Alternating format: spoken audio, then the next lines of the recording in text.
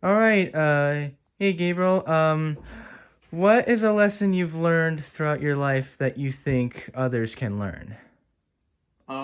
Yeah, um, I have a story about when I was in T-ball. I was playing baseball as a little kid, and there was a certain tier of levels that you could play at, and one was like T-ball where you hit the baseball off of a tee, and then the next level above that was called minors, where you play with a hard baseball and there isn't a tee, so you have to deal with a pitcher throwing at you.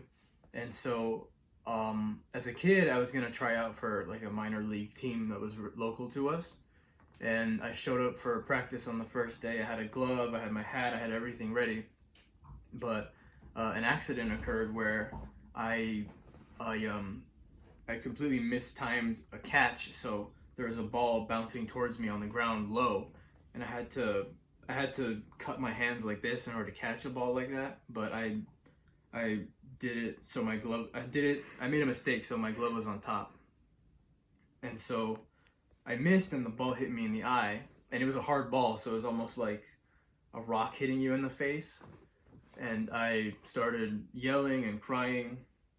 I was very upset about it, and I was like, "Oh, I quit! Like, let's not do this anymore. I'm done."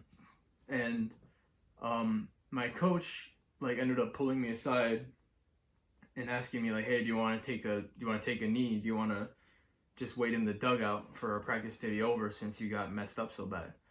So he pulls me over to the side, um, towards our dugout, like where our benches are, and he he got down on one knee like to meet me eye to eye. I was really little at the time, and he said, "You can take you can take a break, but I just want you to know that if you take a break now, you'll be afraid of the baseball for the rest of your life. You'll be afraid of it hitting you in the face and stuff for just forever if you just take a break right now. So I'm gonna give you a choice to just hop back in if you really want to." And I took it to heart because I figured that it wasn't a good idea to just sit around and wait for the whole practice to be over. But I realized that in hindsight, it really wasn't a big deal. Like, I just got hit in the face. It was just a baseball. Like, nothing really bad happened to me. The worst thing that happened was just that I got a black eye after that. But I was able to sleep it off and it went away.